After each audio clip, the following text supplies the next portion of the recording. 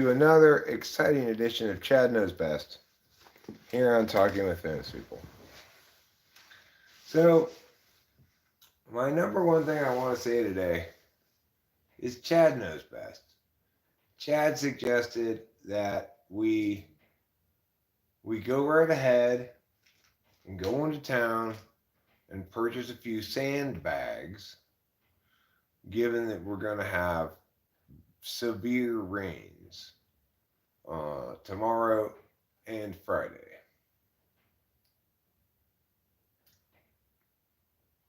Yeah. And even though we have three good drains, we are in the orange. Well, the point here is the following.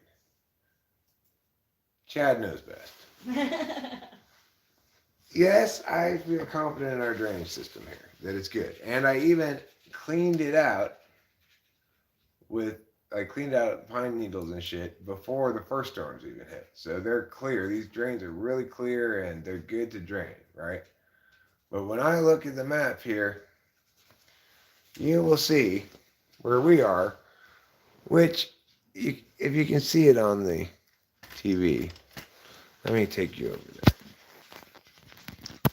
Just hold on a second, everybody. So here we are. As you can see, or you may not be able to see because it may be backwards did, but this is Mariposa town. Okay, here's Yosemite Village is over here. This is Yosemite Village, and this is where we are. It's like between Mariposa and El Portal. Okay, so now what I'm going to do, this dark orange part is severe. This light orange part is moderate to severe. This red part is extreme. It says down here what the legend is, you see. Okay, so now that I've shown you that, what I'm going to show you is when you pull out of here, pull back a bit. When you pull back a bit and look at the upper part of the state from San Luis Obispo to Oregon, which is basically from here to San Luis Obispo. Here's the Oregon border right here. Okay. This is the red part. This is the extreme part. And look how close we are to the extreme part. We just barely missed the extreme part. When we get lucky, we get severe instead. So, Yeah. So I think that in this situation, Chad knows best. Chad knows best. Since we're going to get that much rain, even though we've got good drainage and I personally don't feel like it's really critically important that we get these sandbags because it's also well designed. Like our driveway goes down and then there's a little hill to go up to the garage. So it's specifically to prevent rain from getting into the garage. But despite all of those statements of mine, we're going to go into town tomorrow and we are going to get some sandbags. And the reason is because Chad knows best. Ludafe says, yikes, incoming. I'm sure you're supposed to get a lot of rain too, probably, but you're a lot more used to it than California. I won $5. You did? Yeah. Wow, that's a $2 profit. That's great. We bought a lottery ticket for $3 because I had to fill up two 5-gallon gas cans for a total of 10 gallons of gas, which was $47. So then I said, well, with the extra $3 from the 47, I gave her 60. I put 10 in my wallet. So with this extra $3, let's get one of those $3 lottery tickets. Wow, that $3 just turned into 5 thanks to Rachel's excellent scratching technique. That's how you know you that's what causes you to win when you're playing the lottery is having the right scratching technique. A lot of people don't know that. Yeah. And yikes incoming. Actually, yikes incoming might be true for you too, Ludafe. It looked like there's gonna be some heavy rain in Oregon as Whole well. West Coast, just Yeah, about. yeah, Let's take a look at Lou DeFay's yeah. Let's location on look the at it. weather map and find out what she is going to experience weather-wise, if you will. And yes, I know you will. Let's see. As we go up into the great state of Oregon, we discover that it's clear sailing today, tomorrow, and later for Portland, Oregon. You've got extreme to the right of you. You've got extreme to the left of you. Yep. But Portland, you have no weather at all. No weather. Nor does Seattle. Neither today, tomorrow, nor later. The three options it gives you here is today, tomorrow, and later. So, You're in the gray. you're in the gray, which means nothing. You're not blue, which is mild. You're not yellow, which is moderate. You're not orange, which is severe. And you're not red, which is extreme. You're just gray. Why are you the only one here? I mean, you're not even I'm here. not. Huh? No. Because you're just watching it here. I don't know. There's not been a huge demand for my live streams as of late. Maybe it's because I look like this. No. Nobody wants to look at that all day long. Let's go outside where there's some scenery and I can smoke a cigarette. Yeah. And I also want to, it's a nice day today, comparatively warm. I wish I could get into the backyard a little bit, but I can't. So, not without doing work. And who likes work? Not I. Work is harder than not work in almost every instance. But sometimes it's very satisfying. Sometimes it's just schmatish blind, It's just a platypus blind. A place where one hunts platypi from.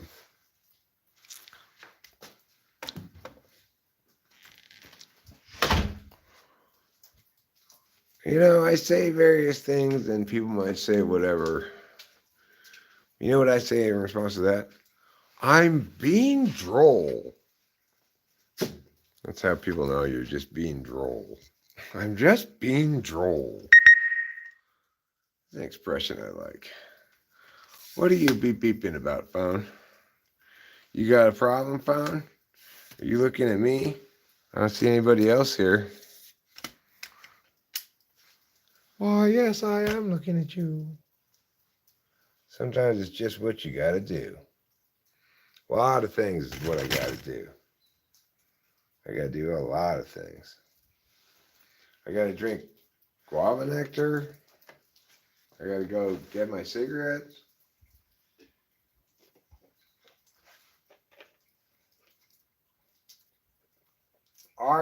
That's white palm everywhere.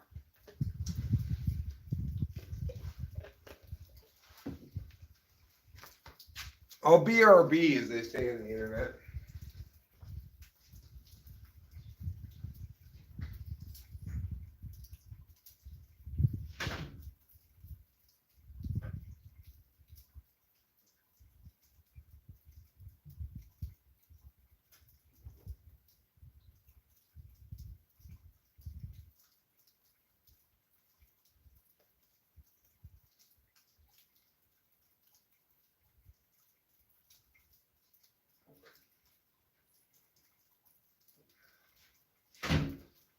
Okay, I'm back. Not only am I back, but I'm Chili's baby back ribs. I want my baby back, baby back, baby back, baby back, baby back, baby back. I want my baby back, baby back, baby back, baby back.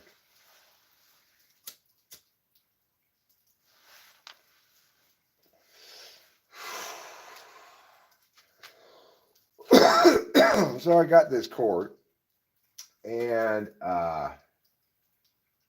I needed a different kind. I needed a male end on the other end. It's a different kind of male than what I currently have. And so I went to the hardware store to try to purchase this thing. I did purchase it, but then I was like I wanted to buy a cable that had it on both ends already. You know, I wasn't anticipating changing out my existing cable.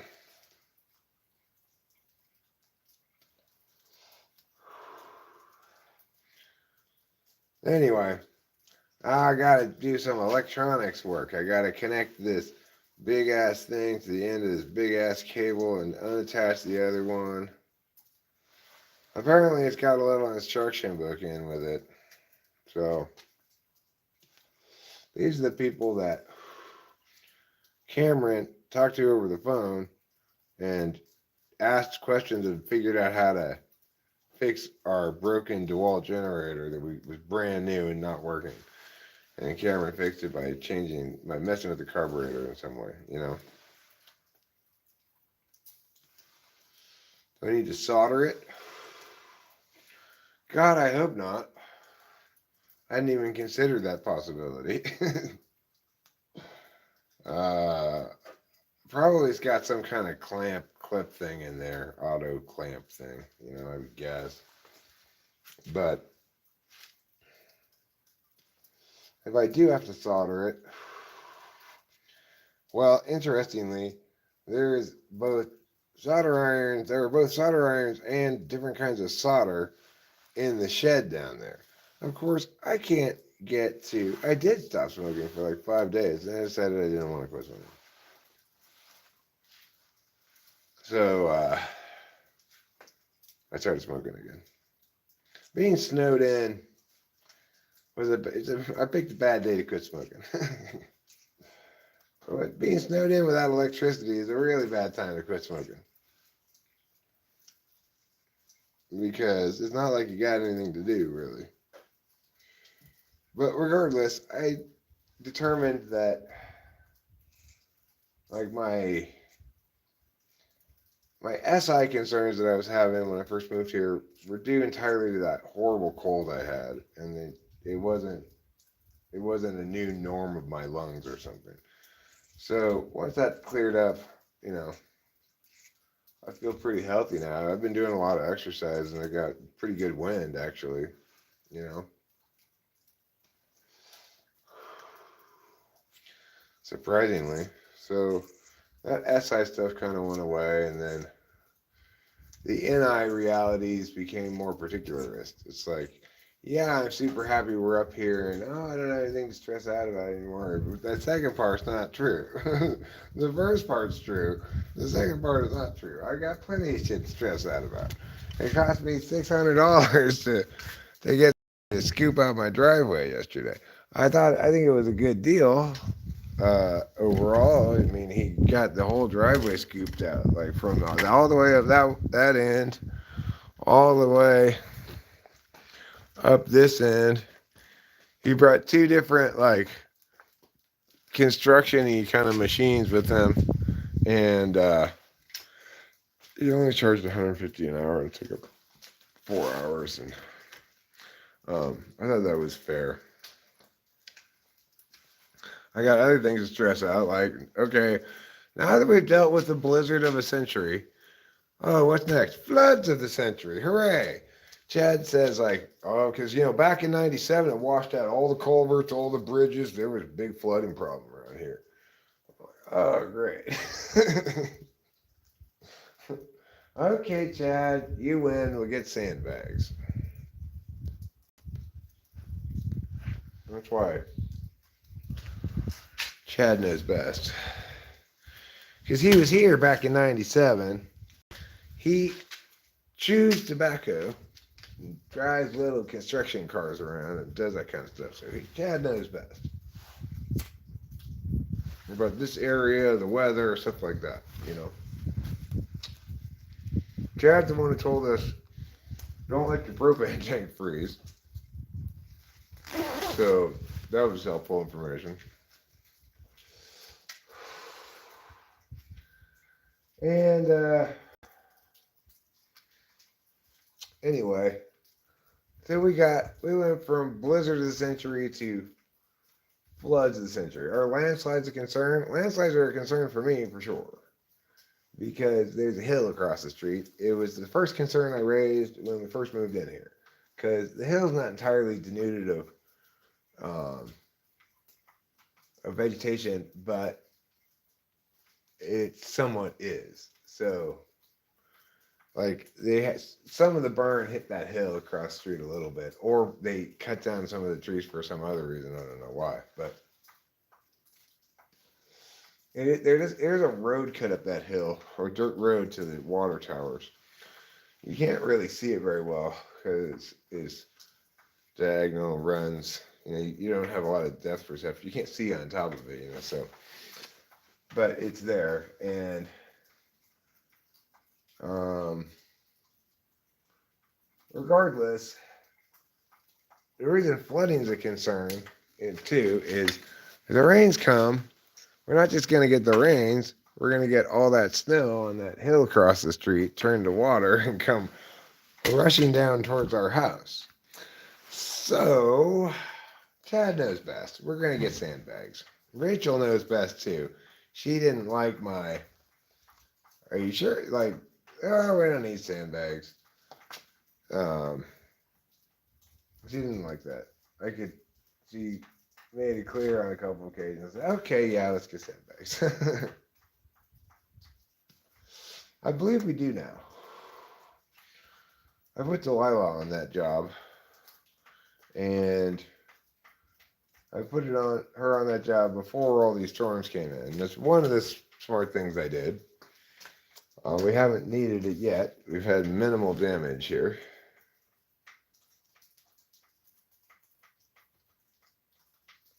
Well, this is the thing, Michelle. Is you can't use this winter at all as a norm. This is an historic weather event, like a once in a century blizzard. And what all of our neighbors have told us is normally you get an inch or two of snow, a foot tops, and it's gone before the next snow comes, you know. Like this snow is melting fast. We're only at 4,000 feet. So, what we're getting to experience instead is a preferable thing, which is we get to see what it is at its absolute worst, and so we'll be over prepared, and we'll never probably encounter anything like this again. I mean, not for another 20 years or something, you know. On the other hand, if it does happen again next year, I know now what to do and what not to do. So, I know next time it snows, I'm going to stay on top of keeping this part of the driveway from the garage this way up clear because it's easier to get out of because it's a gentler slope. And I have a snow blower and additionally snow shovels.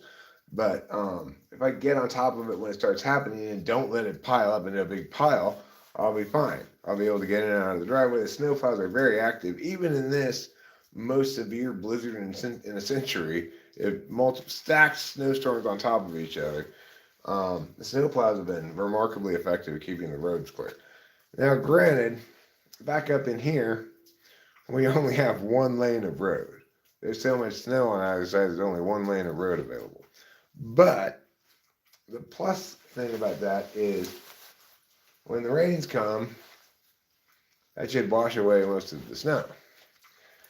Of course, it says on the weather forecast that we're going to get rain. But from my experience, most of the time it says we're going to get rain here heretofore, it's actually been the snow. Fingers crossed, this is a mix. The ideal situation would be a mix. We get some heavy rains that wash away some of the snow, then we get some more snowfall so that we don't flood, you know? That's fingers crossed. Ideally, it snows at night and rains during the day. It would be good, and hopefully, fingers crossed again, that red part doesn't come down to us. The red part of the weather map is extreme. We're just severe.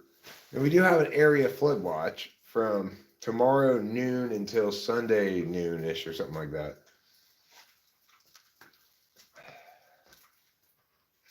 And we're going to be smart and go into town before noon and get sandbags.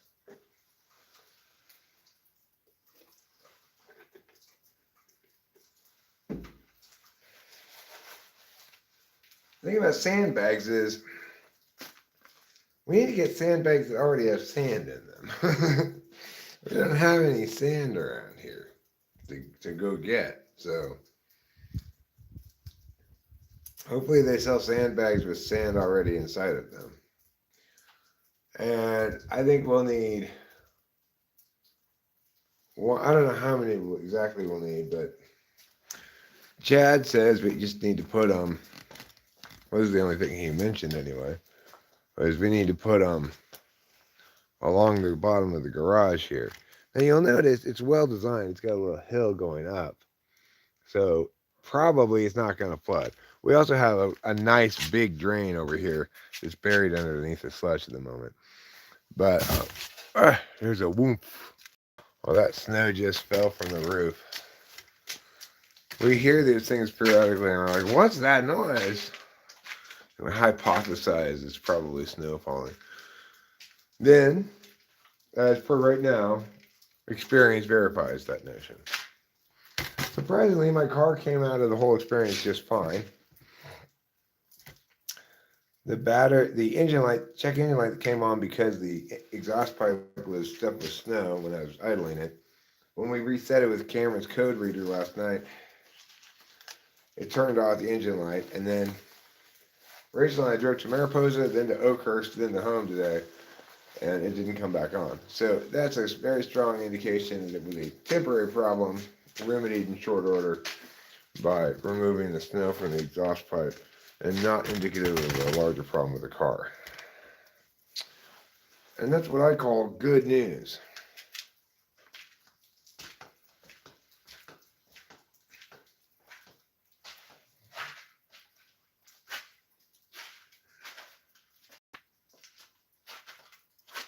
Okay, now I'm standing over here. Why? Well, this way you can see my head in the frame, and we can still get some backdrop that's not just whatever, you know. Above my head here, there's some snow that might fall down, but I was lying. I'm just this side of it. It's not above my head. So, the good news is, even if it pulls one of those whumps, that one didn't do it. It's not going to land on my head. So for all of you who were worried that a big thing of snow is going to fall on my head, relax, just chill out, everything's going to be fine.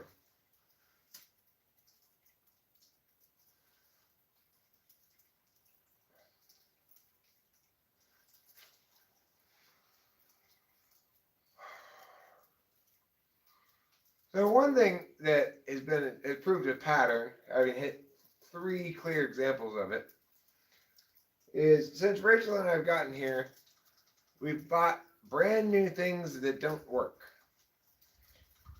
The first brand new thing we bought that we got home and it didn't work was a Mr. Coffee coffee maker. The second brand new thing that we got here and didn't work was the generator. There's another big woof. Cameron fixed that. We had to toss the coffee maker.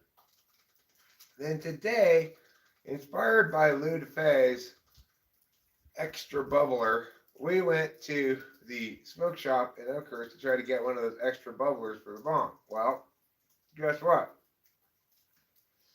It leaked. We got it home. It was already broken. It leaked.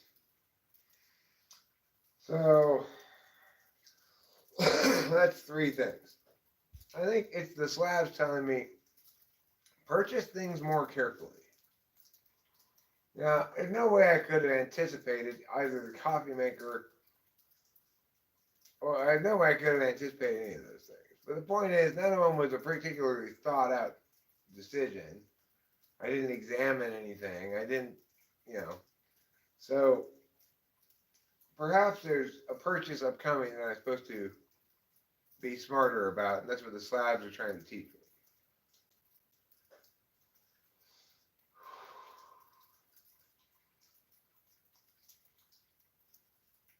I used to think my ex-wife's notion that everything happens for a reason was completely garbage. But now I think some things happen for a reason. So I understand why she concluded that. I don't I don't know what the reason why things happen for a reason is. That is beyond us all, I think. But I do believe that certain things happen for a reason beyond our own.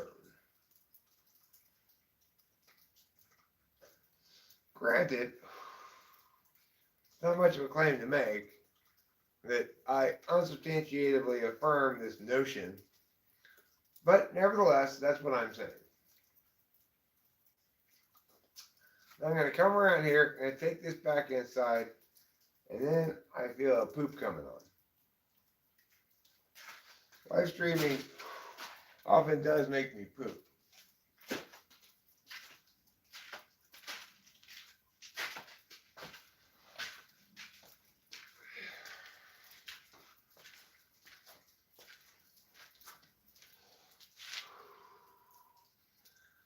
Next topic of Eric's monologuing is Eric's amphetamine rigmarole.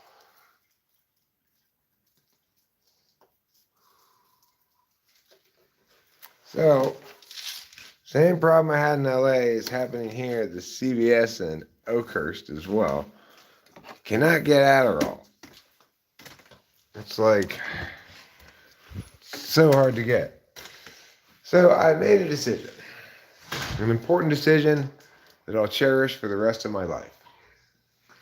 Namely, that I'm going to call my doctor and say, put me on Vyvanse instead. I'm tired of this shit, you know? All right. Now I'm going to poo. I am not going to take you with me to poo. Rachel may be back in here briefly, at which point she may choose to chat with you or not. But regardless, if she's not, I'm going to ask you to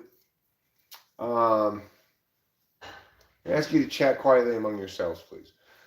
John Ryan Barron is drowning in TE work. Save me. Are you sure it's TE work? You might have misidentified that side as TE. That's a popular activity in for TE forward people. Although Rachel didn't do that, and I accused her of it the other night. What? Mistaking TE for SE? Yes, it did. No, you didn't. But I said did. you did. Yeah. Then I corrected myself.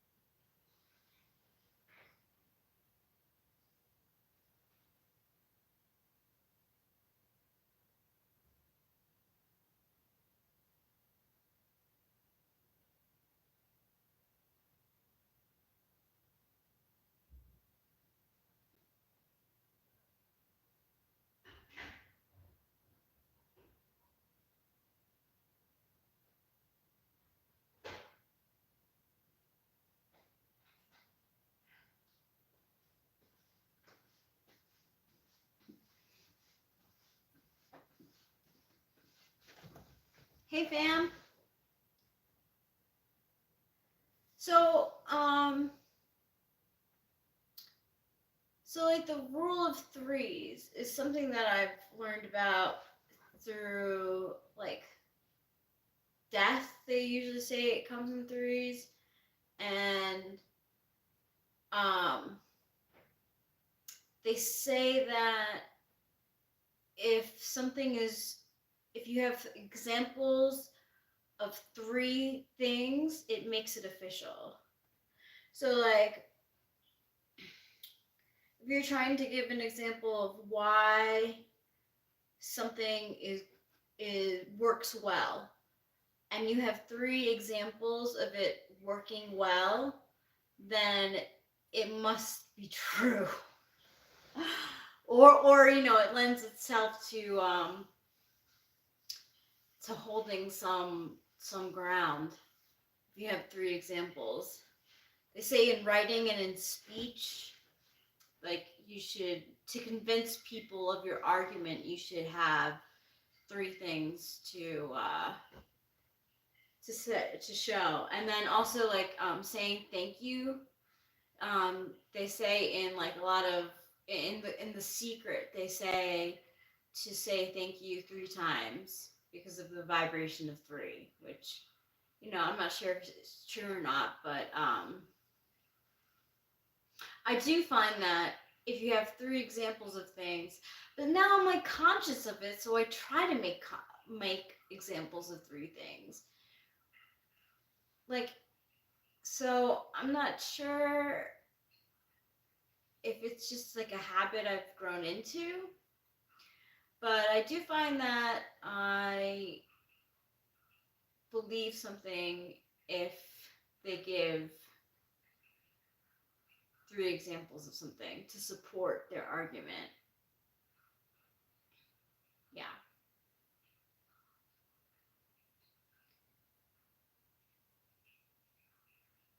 But so like Chad has advice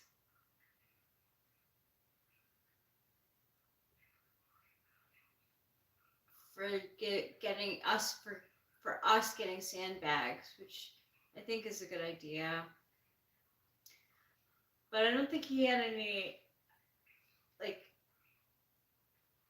he just said that there was a storm in 97 that had a lot of flooding, so we should get like sandbags. Um for and we do have 3 good working drains, but just what it says on the map, like the severe storm weather, the severe flooding. Yeah. I got an email today saying that I was getting something in the mail, and like and I hoped in vain that we were gonna get some mail today, but no mail, and I don't know when we're gonna get mail because we're gonna have all this flooding. So we can be without mail for a while. I don't know when we're gonna get mail.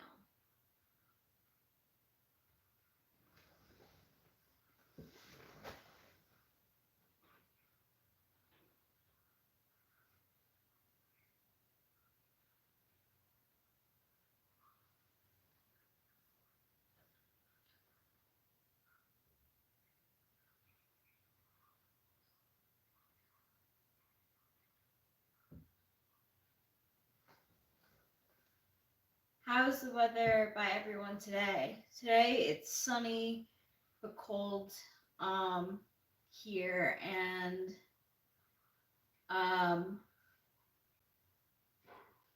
everyone's just kind of waiting for the rain to come.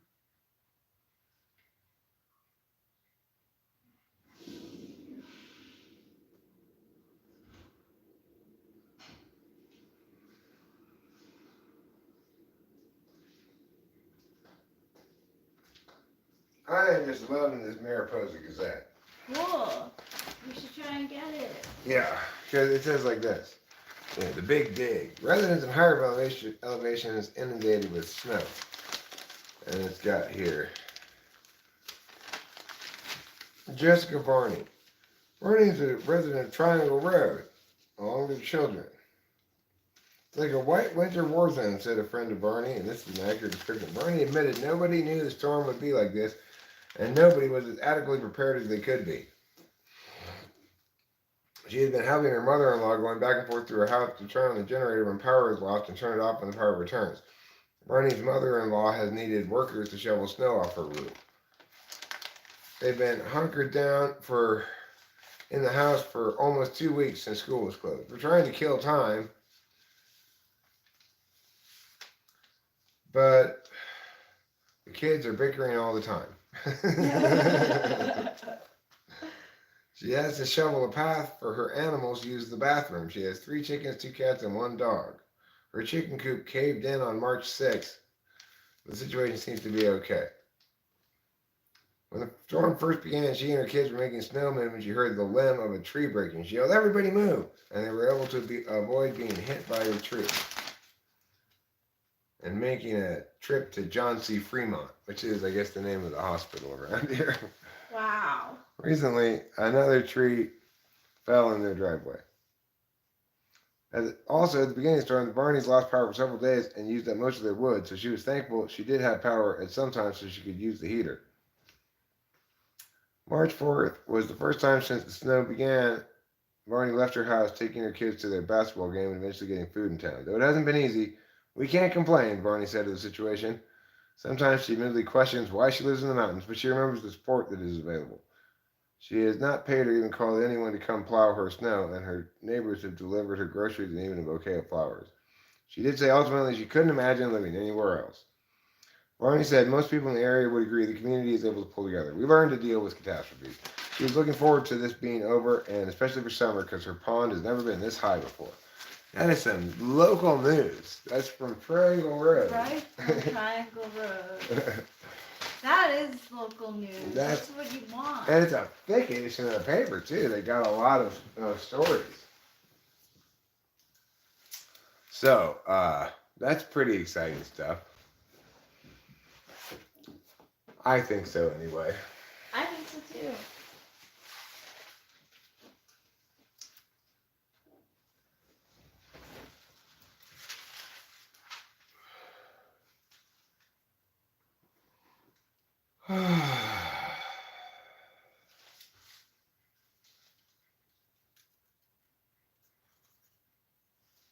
Well, yeah, I mean, what's more of a concern than landslides, really, are trees falling over. If the ground gets too sodden, and the bigger the tree, if it's on a hill at all, the more likely it is to fall over, because the weight will make it tip over, you know? But, you know, we lost a lot of trees around here. Well, not a lot, but, you know, there were a number of trees knocked over and by just the weight of the snow on them. Like the tree that broke in our driveway, that broke across our driveway. Chad moved those logs out of the way for us.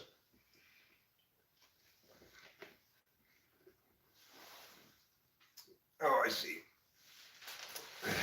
Okay. So, anyhow, I don't really have a whole hell of a lot to say today on this live stream. Are you making coffee? Yes. Fantastic idea. I'm glad you think so. I'm glad I think so too.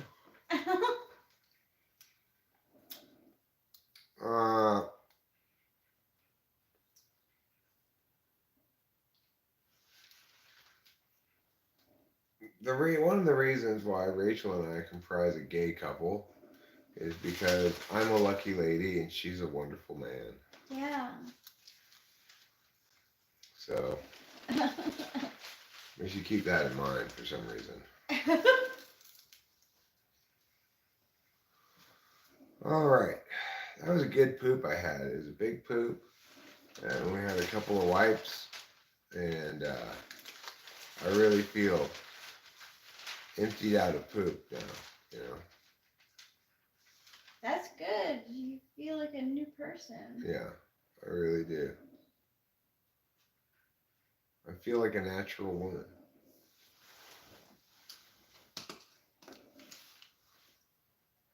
We watched an episode of Naked and Afraid yesterday featuring an ESFP lady and an ISTP guy. Oh, And she yeah. was so obviously supervised by him, you know?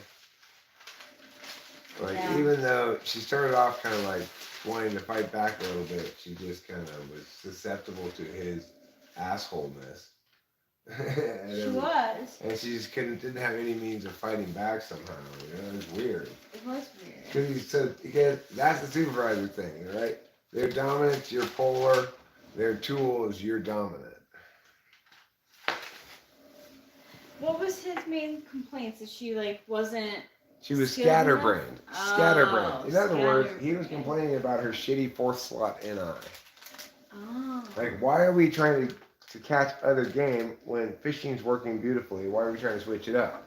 And in fact, she did lose one of her fishing hooks, which she used to make a trap for some reason. Yeah, And- she was trying to make a trap. And she lost the fishing hook, and then he lost the other fishing hook for much more legitimate reasons, namely a fish. It was bigger than the hook. Yeah, only a small hook left, and too big of a fish got on it and broke the line, broke the hook off. You know. But because he's TISE, he didn't see that it mattered why he lost the hook for a good reason. He lost the hook in a reasonable way, and she lost the hook in an unreasonable way. He just sort of saw it as, well, now we're even. I lost a hook too. You know, it's interesting watching those two types. Yeah, it was interesting watching. They successfully made 21 days, and he successfully adapted halfway through. I was like, okay, I'll be cool from now on. It was That's weird. Interesting. Yeah, and then he was. It was weird. But that's ISTPs for you. They're able to like shut off. Well, once the NI concluded, this is the NI thing, it takes them half the time there to conclude, okay, the NI problem is I'm being a dick and she's too sensitive about it. Or she's too ready to have her feelings hurt. Unlike me, I've got a super unconscious autopilot, whatever. At some point, he NI concludes that the best way for us to complete this challenge is for us to work together and stuff. So I'm gonna stop being a dick, and then he's not a dick for the whole rest of the time. Yeah, it's true. That's so interesting.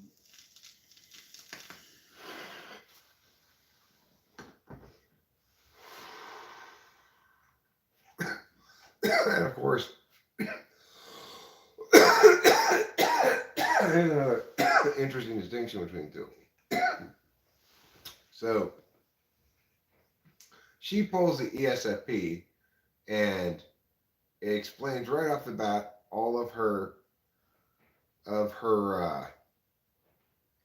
assets that she brings to the table, and hunting, fishing, whatever. In contrast, he, beta quadra style, downplays his assets and says, well, I'm pretty outdoorsy, even though he's actually this hike through guy who who does these crazy hikes that takes him like, you know, he says he frequently spends 23 days out in the wild between stopping at stores and stuff, you know. And he actually he's a sponsored athlete. That like outdoors gear makers use him to test their gear and shit. Oh, you know. that's cool. Anyway, then when he finally does decide to sort of say, actually, I'm kind of a big deal in a very subtle way, he goes, instead of making the point that he's got a lot of time spent outdoors dealing with tough conditions, like he can endure well, he tells her about how he tests this gear, which of course she's just gonna think, but now you don't have any gear. you know. Yeah. So. But he's FB fourth, so he's doing a terrible job of perception management. While at the same time he's beta quadrant, so he's trying to do perception management like an INFJ, where you undersell your shit and then they discover on their own later that they've underestimated or they didn't get how cool you are. And then that doubles down the impact of it when they learn it themselves independently rather than you telling it to them, you know? Yeah. But ISTPs can't do that very well because they're ISTPs, they got fourth slot FE, you know? Yeah, Frankie. Yeah. Fourth slot FE. I just done with school and got caught cheating on an algebra test. Oh no! I've been there before. I used to like to look. How did you cheat? Were you like looking at other person's paper, or did you have like a sheet in front of you, or like on your lap? I was never that smooth at hiding. I cheated plenty in school, but it was kind of haphazard. There was nothing systematic about it. That's probably what made it work. I'd just be like, oh shit, I don't know the answer to this one. Yeah. Let's see what these people put.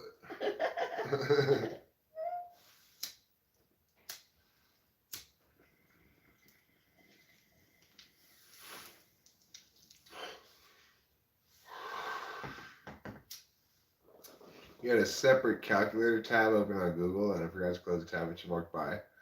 So you were cheating because you used a calculator? That's dumb. How is that cheating? Yeah, how is that cheating? So if you had like, yeah, like could you not have any calculator? Is this like Naked and Afraid of Math?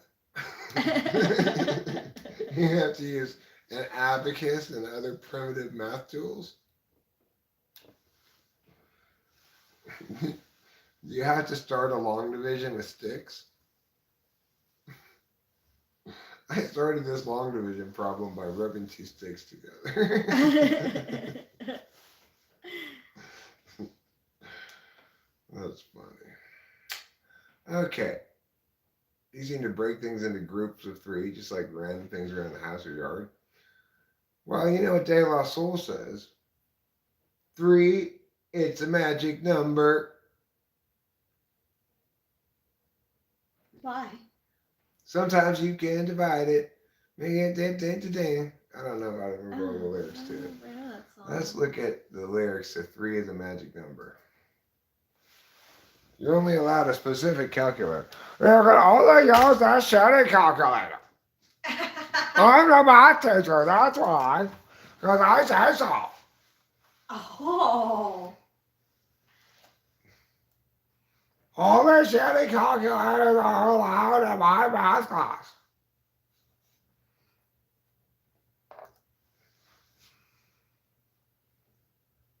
The lyrics here.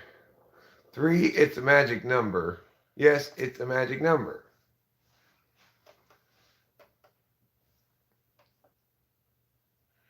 Somewhere in that ancient mystic trinity, you get 3 as a magic number. The past, the present, and the future, faith and hope and charity, the heart, the brain, the body, give you 3 as a magic number. It takes 3 legs to make a tripod or to make a table stand. It takes 3 wheels to make a vehicle called a tricycle. And every triangle has 3 corners. Every triangle has 3 sides. No more, no less. You don't have to guess. When it's 3, you can see it's a magic number. A man and a woman had a little baby. Yes, they did. They had 3 in the family. And that's a magic number. 3, 6, 9, 12, 15, 18, 21, 24, 27, 33, 36, 9, 12, 15, 18, 21, 24, 27, 30. Now, the multiples of 3 come up 3 times in each set of 10. In the first 10, you get 3, 6, 9. In the second 10s, you get 12, 15, 18. In the 20s, you get 21, 24, 27. And it comes out even on 30. 3 times 10 is 30. The 3 times 9 is 27. 3 times 8 is 24. 3 times 7 is 21. 3 times 6 is 18.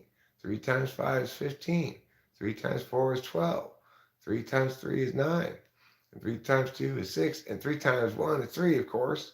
Now dig the pattern once more, and then it repeats. What is it? 3. Yeah, that's a magic number.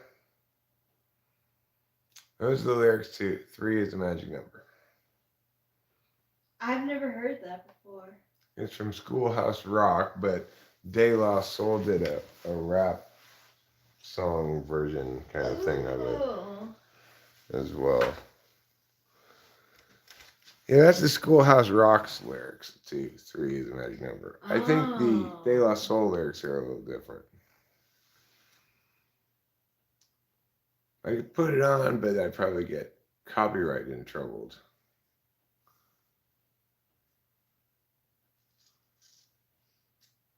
Or you were just Googling the questions to get the answers. Well, why do you need to learn math then? You know, if you can just Google shit to get the answers, then why do you need to learn math? Yeah. It's like nobody remembers people's phone numbers anymore because their phones do it for them. Can you imagine if school made you memorize people's phone numbers? I know you can just look at your phone, but no, you don't memorize all those phone numbers.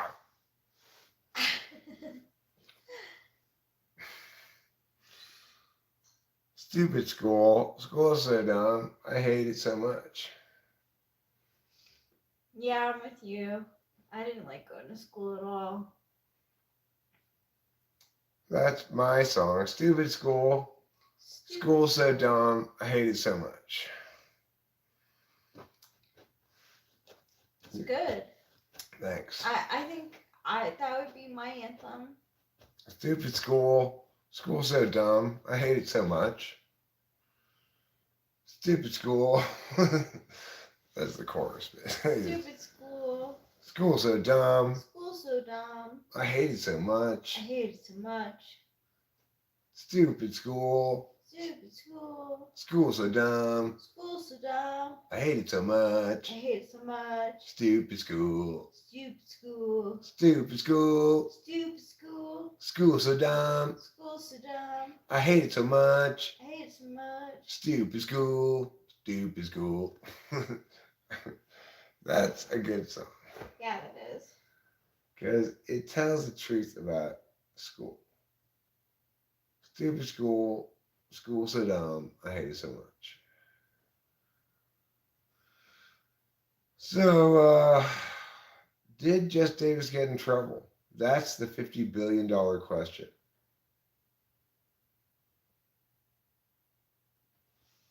School wasn't home, so it had that going for it. But yeah, it was pretty dumb.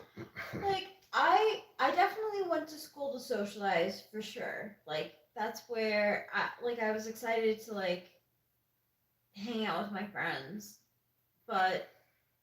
and socialize, but just I just wanted to stay home and play with my friends all day, like in the summer. Yeah, you know? that's a better way to socialize. When our parents would push us all out of the house and say, "Go play outside," and then we just all go play someplace.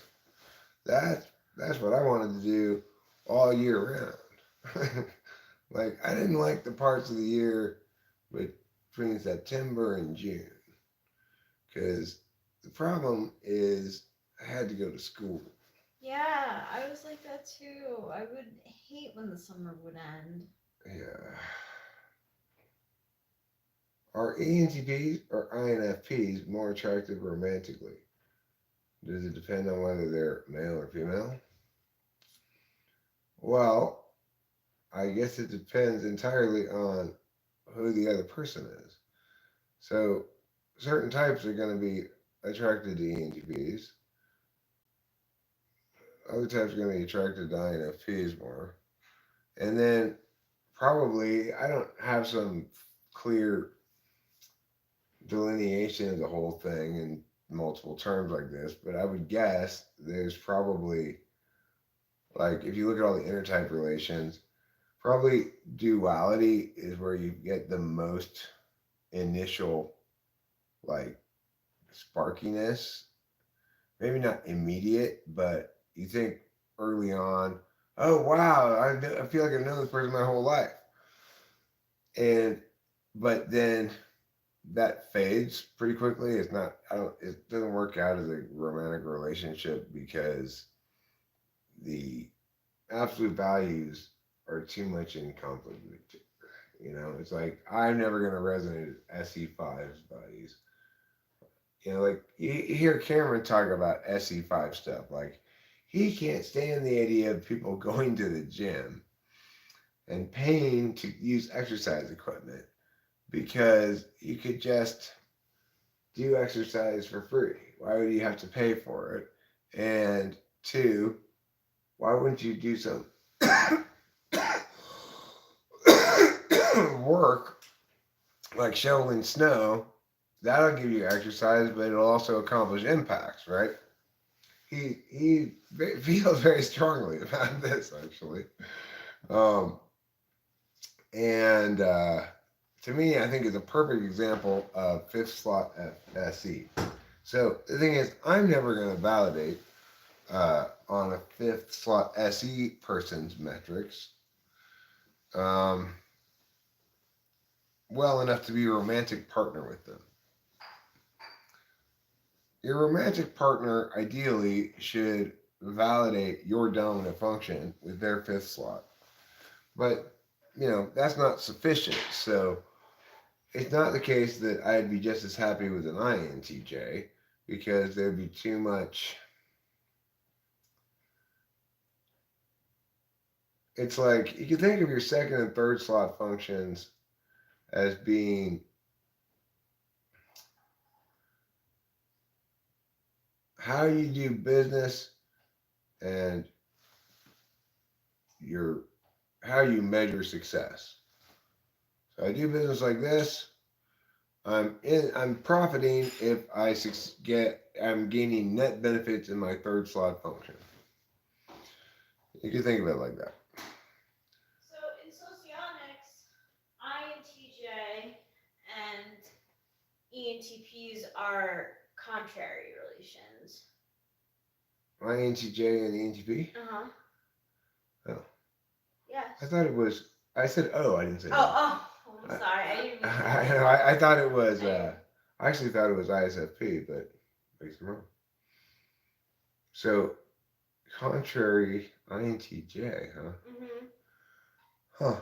Well, you can see there is some contrariness that goes on, but most significantly, the point is if you don't have the same 2-3, like if your 2-3s are TEFI versus TIFE, as it is with INTJ, ENTP, it's like neither of you can shop at the other person's store, nor can you sell anything and be the storekeeper for the other person. In other words, you can do all the business you want, you'll never be profitable with the other person.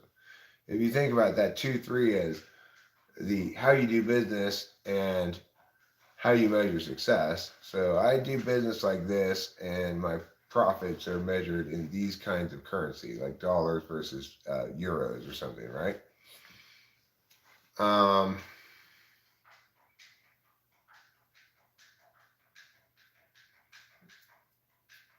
Well, it's like if you're talking about INTJ and ENTP, there's TE where TI is, there's FI where FE is, right?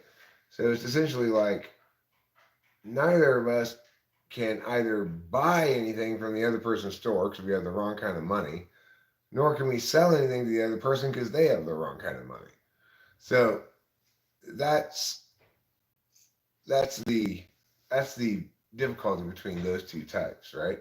Even though they validate each other's dominant function and have a similar relationship with their sensory functions, which is also important because when you share the same deficit areas, you don't critique each other on them. Like Rachel and I don't critique each other much on our SE failures. She's not telling me be more healthy, quit smoking, and uh, I'm not telling her go out and do more things or do more chores or anything like that. You know.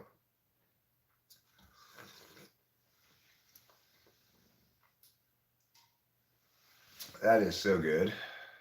Oh, I'm so glad. Thank you. You're welcome. I don't like to criticize our relationship. I do believe that criticism kills romance. What is it? Kills love. Yeah. Criticism kills love. I do too. We don't criticize each other. We affirm each other all the time. Yeah. We say how much we love each other and how much we appreciate each other, and we use positive language towards one another consistently. And if there is ever any kind of conflicty thing, um, then we it's very short lived, and we resolve it as cleanly and fully as possible. We always talk everything out. We don't let anything fester, and you know, I can tell when something's bothering Rachel pretty well now. I can tell too when something's upsetting you too. Yeah. You're quiet. You like to nail down exactly what it is, and so do I. You know, we both feel like, okay, come on, spit it out. Yeah, because She's more like lets it happen on its own. When she can. Like with the sandbag thing, she was gonna continue conveying mild doubt/distress about my choice to not get sandbags because her intuition is right. We should get it even if we don't end up needing them. We should have learned from these recent experiences that that horrible rule is true for us. Better to have and not need than need and not have. I hate that rule. I don't like it either. But it is true for us. Just because. Cedric Burkhart, that's a very FE tool. It's very FE tool. Yeah. Or even most maximally FE tool. I don't feel safe when you drive like this. Yeah. That'd be the best way to do it. Because what's the other person gonna say? Okay. I'm making someone feel unsafe. Well, that's not cool.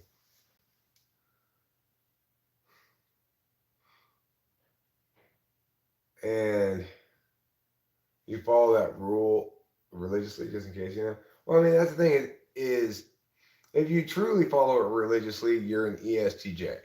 They follow it most religiously, followed by ISTJs. Oh, the better to need and. Better to have and not need than need and not have. Yeah. Yeah. The masters of that rule are ESTJs and then ISTJs. How many chapsticks did my dad have?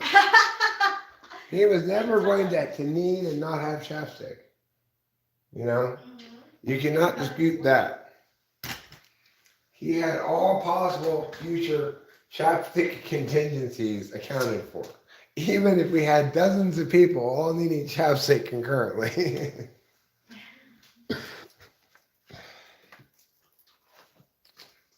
Okay, I'm going to set up over here in an unusual place.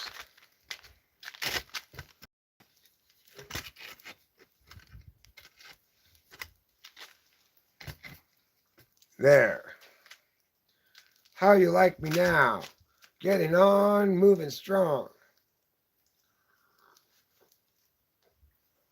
I quit my job blowing leaves. Telephone books up my sleeves. Everybody know that song? That's right, it's by Beck.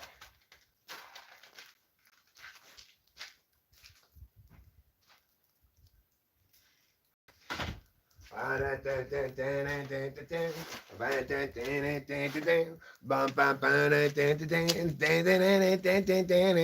Oh yeah. Oh my goodness. That's a good song. I like it a lot. So one of the reasons I'm not terribly worried about the flooding possibilities is you can see here how big this drain is.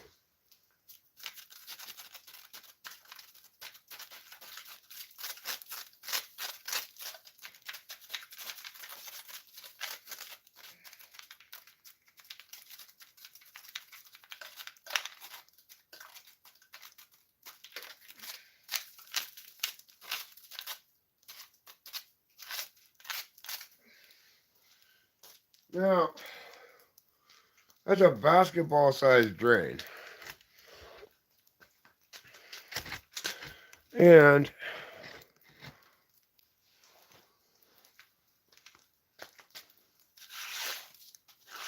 I completely cleared it of pine needles and shit before the first storm happened. The one over there, this one, and the one over there. There's one over there behind the phone. There's one right here, and there's one over there. Over that way.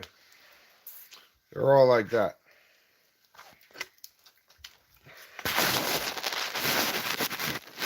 So this place has it put a lot of attention into drainage matters and such when they built the house. So I've got good reason to not be super stressed about the flooding possibilities. On the other hand, there are literally mountains of snow around. It sounds like we got about the most snow of anybody in Mariposa County. Because in the paper they were saying 3 to 4 feet. We definitely got more than 4 feet here. So, that puts us at the very top of the snowfall levels in Mariposa County.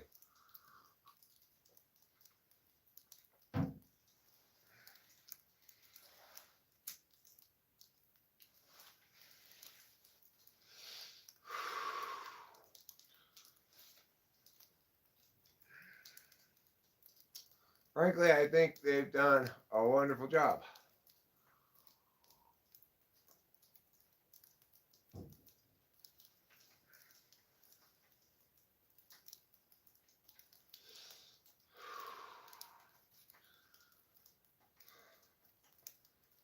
I love this place. Despite all of these troublesome events and such, I couldn't be any happier.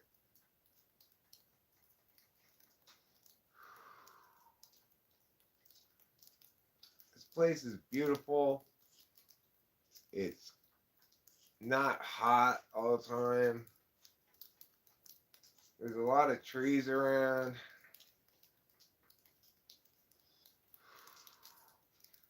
We got a little stream running down there that'll probably be running most of this year, with all of this precipitation.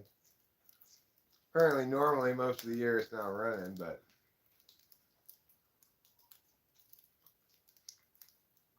this is not a normal year.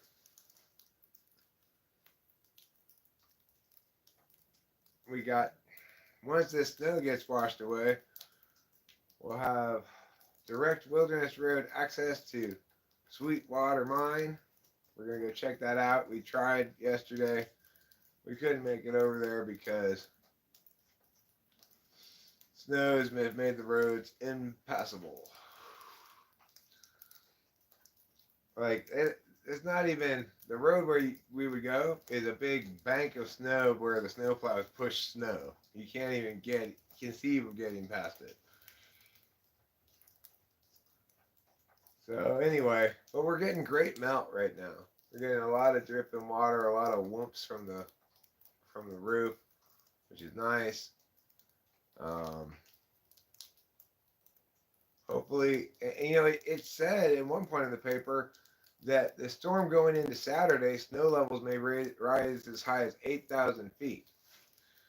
So we're definitely getting rain on Friday, I guess. Friday, Saturday, because we're nowhere close to 8,000 feet. And a storm that warm, only Mammoth is getting snow. Maybe Lake Tahoe. I'm not sure how high Tahoe's mountain is, but Mammoth Mountain starts at 8,500 feet or so. So they'll still get snow.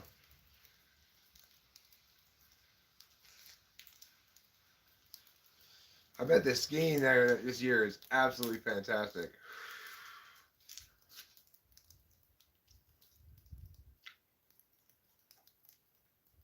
I would like to go skiing. I don't think Rachel wants to go skiing, though. But she'd probably take a little. Maybe we should take our honeymoon in Mammoth. What do you think?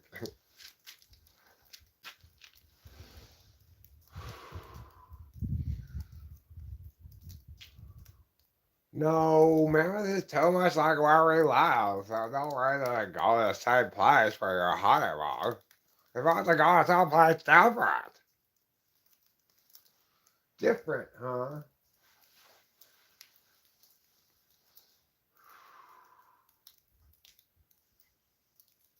Like I go to Milwaukee. I've never been to Milwaukee. You want to have our honeymoon in Milwaukee? What does Rachel think about this idea? Us having our honeymoon in Milwaukee, Wisconsin. I will get inside and read the chat in a second. I couldn't read what that said. What's with you? You can have. I don't know what that said. I'll read it when I get inside and I'll answer your question, whatever it is. What's with me? At the moment, my car is with me, my cigarette, and additionally, my little cup of coffee. Those are things that are with me. I've also got my penis. My cock, on the other hand, is in the garage.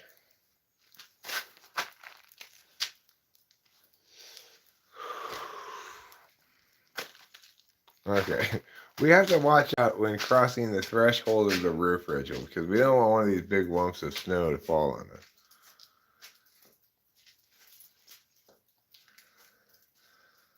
I have nothing against Milwaukee. I'm thinking of a place I've never been before that is in America that we don't have to fly overseas or something. We don't want to spend a shit ton of money, you know. And just the city of Milwaukee came to mind. It's where they filmed Laverne and Shirley, I believe.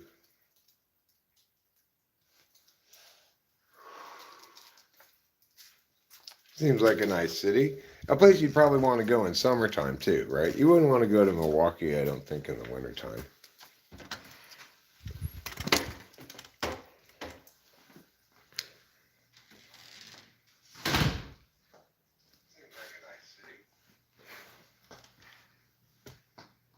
I'd be fine with Mammoth. But if I was going to go to Mammoth, I'd want to go with someone else to ski with. well, not necessarily. But what I'm saying is I don't want to go to Mammoth on our honeymoon because I want to go to Mammoth like now-ish when there's this crazy good snow, you know? I don't want to go to Mammoth when there's shitty snow next year. Yeah, it'll be July. Yeah, and I don't want to go to Mammoth. I do like Mammoth in the summertime, but I'd rather go to Mammoth when there's skiing. Even though I'm old now and I probably will only ski like half a day, that makes it cheap comparative. I mean, it'd still be expensive because getting a condo in Mammoth during the wintertime is expensive. And I can hang at the lodge, right? Sure, you could hang at the condo or the lodge. Yeah, I'd be fine. So what's an INFP supposed to look for in a mate?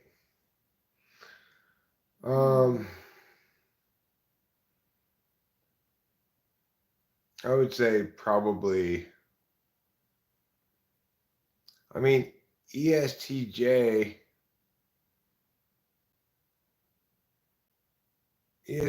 makes the most sense typologically. because at least with ESTJ, you don't countervalue each other's tool function where you do with ENTJ. So the the so-called judgment functions, T's and F's, people who are dominant in T's and F's, they don't have the same function dynamic as people who are dominant S's and N's. So like Rachel and I have each other's dominant as our each other's absolute value, which is great, right? And then we have our two threes flipped like in duality. With INFP, if you get a TE Dom, you're going to get either an ESTJ, in which case you've got the 2-3 flipped, and that's fine. But you're not gonna have another intuitive, right? So it's got their you're gonna ultimately they're not gonna value at all your tool function. Theirs is their selfish NE is going to you're gonna share a countervalued NI, but the problem is that you're not both intuitives, okay? If you get an ENTJ, then you've got a TE Dom was an intuitive, but their tool function countervalues your tool function and vice versa. So, yeah, ESTJs have plenty of extrovert intuition, and they use it to imagine all the things that could possibly go wrong with their plans. So the problem is INFPs use extroverted intuition in a very different way. They are not looking to help the ESTJ follow through with their plans. They're just creating more things that might go wrong with their plans by being uncertain about what they think should be done, which ends up like invalidating their sixth slot in a way that doesn't happen with me and Rachel or other perceiving types. Can you explain what TI is like for ESTJ and ISTJ? Well, for ISTJ, it's super unconscious autopilot. They're consistent when they need to be. They make sure they're fair. Like I see Cameron's behavior as upholding potential TI expectations. Like anytime he dirties a dish, he cleans it, kind of stuff. But he doesn't necessarily clean our stuff. But sometimes he might. But it's like he's got this weird fairness in actuality thing going on. It's very different than Rachel and my fairness, which is mostly expressed in words. It's mostly important that we affirm an equality between us and all that stuff, and never anything but, or else there'll be big fractures. Appropriately, because that's consistent with both of our values and consistent with the general public value. Then we're universalists, not particularists. Right, ISTJs can use TI pretty effectively if they try, but they just like doing it. And what slot is that? Is it 8th for that? Yeah, no, I'm sorry, you're right. It's 6. It's 6th. Oh, it's 6. It's countervalued. It's countervalued. My mistake. I misspoke or misthought or whatever. I don't know. Thank you for correcting me. For INFPs, their TI is 8th. So that's where I guess I got confused. No, I wasn't sure just because I would say yes. ESTJs are better than TI. 5th slot's better than 6th, and my dad was more effective at demonstrating the skills of it, just in terms of the skills of it. But ignoring has a way of. The reason it's ignoring is because their tool function compels them to ignore it. It's an alternative. How do you make sure your things are fair? Well, if you're a TE Dom, you avoid the question by making sure everything's transactional. You know, by making sure everything's transactional, you don't have to worry about fairness on any larger scale. Yeah, I think it's true for ENTJs as well. And make sure that everything's transactional. But I think that they're more likely to delegate a lot of that stuff. You know, ESTJs are a lot more hands-on when it comes to bossing people around. I once saw an ESTJ and an ENTJ argue over who, or start to argue, and then the ENTJ was like, "Well, who's the boss here?" The ESTJ like had to back down, like finally, because the ENTJ is actually like the boss. Well, I wouldn't surprise me if prior to the ESTJ backing down, the argument was like this: ESTJ, but our experience shows ENTJ, but the best course is Mia, Hmm. as they compete. Well, I guess I didn't really answer the question you asked, Cedric Burkhardt. You asked what would work for INFPs. My answer was, well, typologically, attentionally, ESTJ is probably a better match, but you don't have the option of the perfect relationship match as perceivers do. Perceivers get to be with another intuitive who actually values the other person's dominant function and flip the mias. You can't get that the with you might get ESFJ, then you get the FEFI thing, but you don't get the 2-3 flip. Oh yeah, you do. You get the 2-3 flip, but you don't get the 4. No, you don't get the you don't get the 4. So it's like instead of getting instead of oh that's the equivalent, huh? ESFJ. ESFJ INFP is the equivalent of me and Rachel. That's the equivalent. So ESFJ is the answer. ESFJ, INFP. INFP. Because the INFP countervalues their polar, and they have the other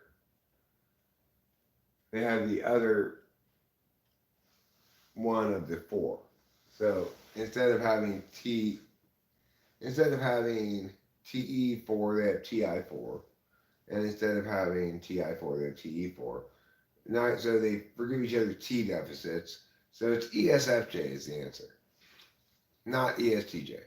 ESFJ is the correct answer for INFP. So is ESTJ ISFP a better match? ESTJ is, I guess, ISTP.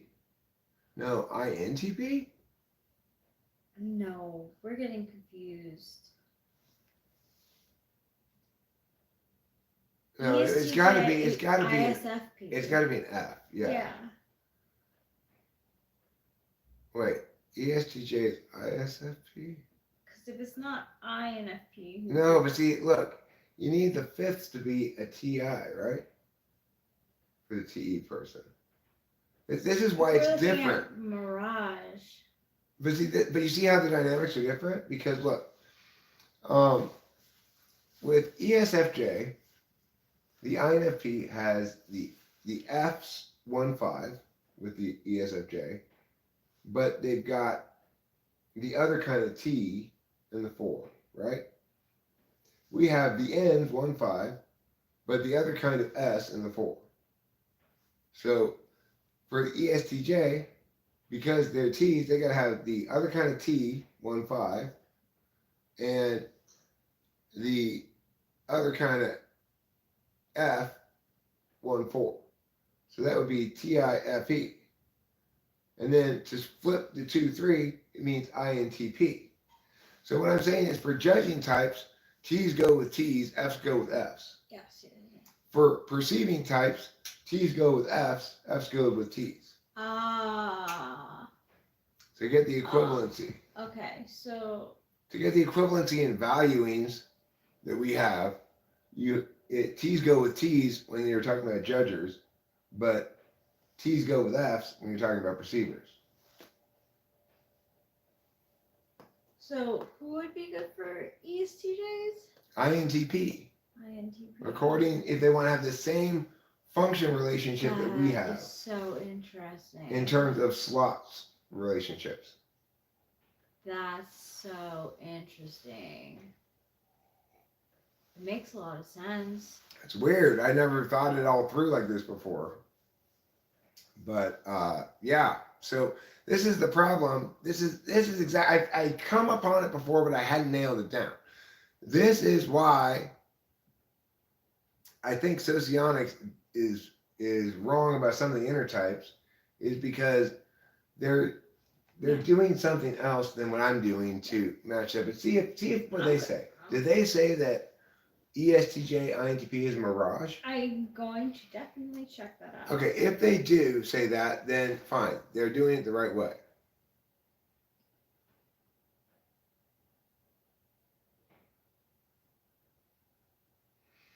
I really think it depends on whether you're a judge or a perceiver, but ISTJ and INTP, INFJ, ENTP. INTJ, right? Like in socionics? Yeah. Okay, ESTJ. Yeah. Yeah, Mirage. Yeah. Okay, so they got it right. That's Mirage. So I think that Mirage is the best romantic relationship to have. Oh my gosh. Wow. And the reason is because each party authentically values the other person's dominant nature with their fifth slot function. They treat as instrumental what the other person's selfish as with the 2-3, which is important because to be fair enough for somebody who's selfish about fairness, I've got to not really care about fairness. To be affirming enough for somebody who cares a lot about affirming, she can't need a lot of as much affirmation, right? So that works out well because we each get what we want and give where we want, you know? And then the 4-8 thing, what that means is you don't judge each other for your deficits because you have equivalent deficits yourself. And so that's what you want in a romantic relationship. Plus, because you don't have all the 4 same functions, there's sufficient mystery that it never gets old. You continue to learn more things about each other, understand each other better, and et cetera, et cetera. Wow. Wow, wow, wow. I did not know that INTP was the Mirage relationship for ESTJ. Yeah, so I guess they get it right the whole way through then, probably. So yeah, that's the thing is, I would guess Mirage is actually the best relationship for each type.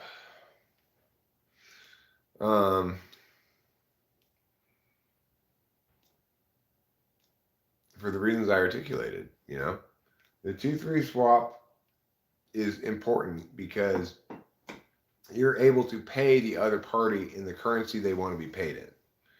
And it's like your wallet's fat with dollars. She wants to be paid in dollars. Her wallet's fat with euros. I want to be paid in euros. This is for judging types versus No, perceivers. this is for everybody. The 2-3 flip. Okay. The 2-3 flip is you're FE2, TI3. I'm TI2, FE3. Mm-hmm. The reason the 2-3 flip is so important is because it's as though you have a wallet full of dollars and I only want to be paid in dollars. Meanwhile, I have a wallet full of euros and you only want to be paid in euros. You only want to pay in dollars, I only want to pay in euros.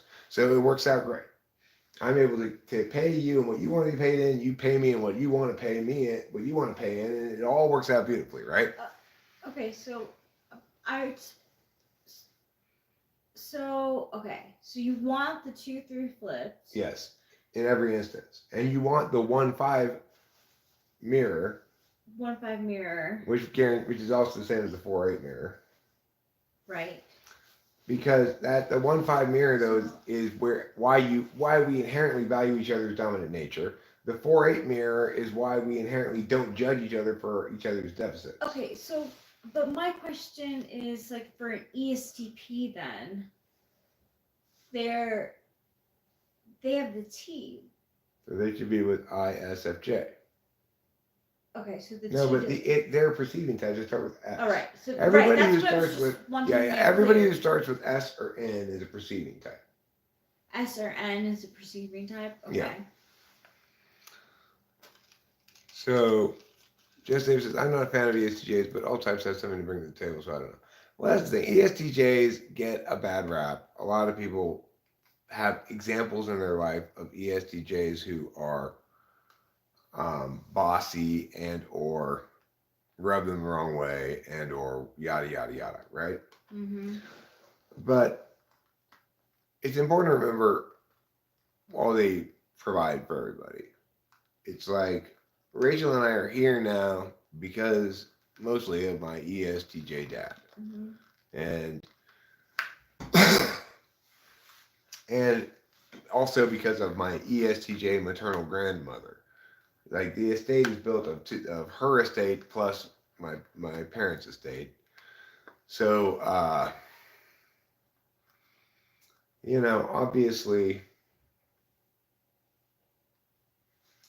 they take care of their own.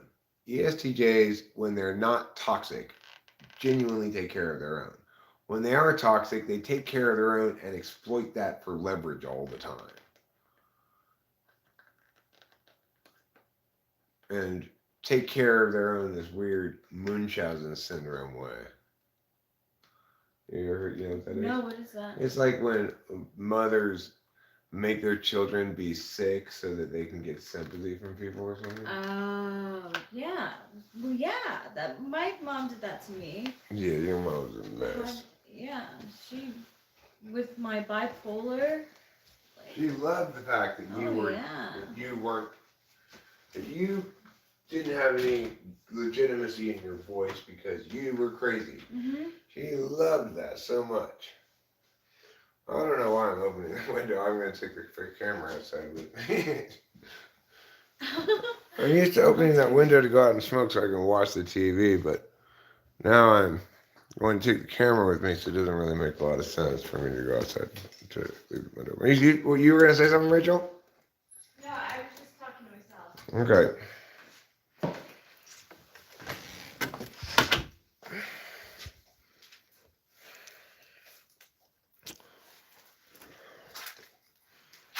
So now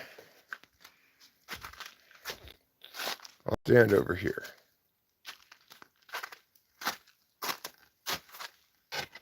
There. That's a scenic view. With a little sunset in the background.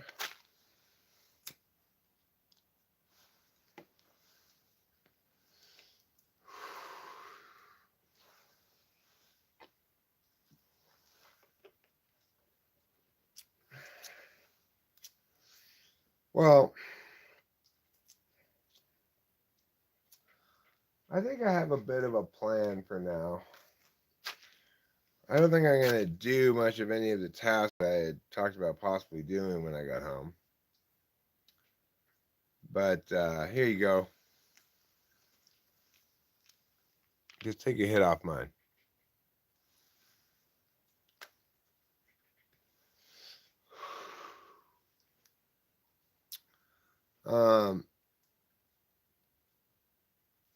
Yeah, it's pretty, huh? I said to Rachel in the car, I should know by now when you say things like this, Eric, you just guarantee you're not going to do it. When I get home, I'm going to do meow, I'm going to do meow, I'm going to do meow, I'm going to do meow. Then we get home, and what do? I live stream, of course, which was not any of those things I said I was going to do. It's like the opposite of those things I said I was going to do. Now I have a new plan, which I may or may not follow through on. I don't know if I'm going to do this for sure or not.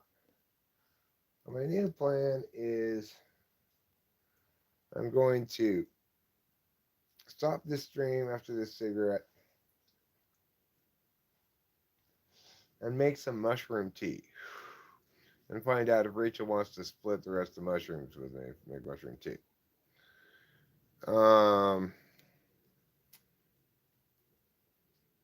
we have a smallish amount left. It's been a long time since either of us have taken them. Longer for her than me. It's been like 4 days, 5 days since I took them. And since taking a small amount, last time I took them, they only made me nauseous briefly, and then the nausea went away, and I felt fine. And I had a good time. It was a mild trip, not that many mushrooms. So I'm gonna see if Rachel wants to do mushrooms with me. If she doesn't, then I'll do them by myself probably. And you see my breath in the sun? It's like I'm breathing out fiery smoke. Oh, fiery smoke jutsu.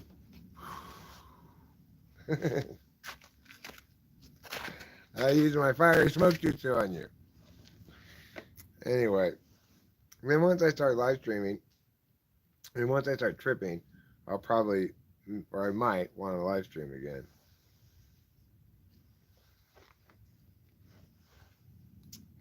We'll see how things go,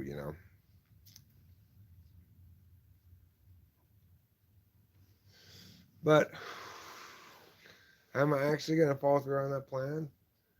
We'll discover the truth to the answer when I return inside the house. Together, we'll discover the truth. You're not being a wet blanket at all. You're being a dry blanket. I'd rather have you not feeling sick, being happy, and not on mushrooms while I'm on mushrooms than have you feeling sick and regretting taking mushrooms while I'm on mushrooms.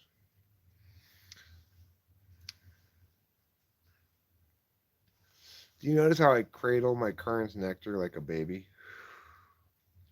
Oh, Kern's nectar, you're my cute little darling.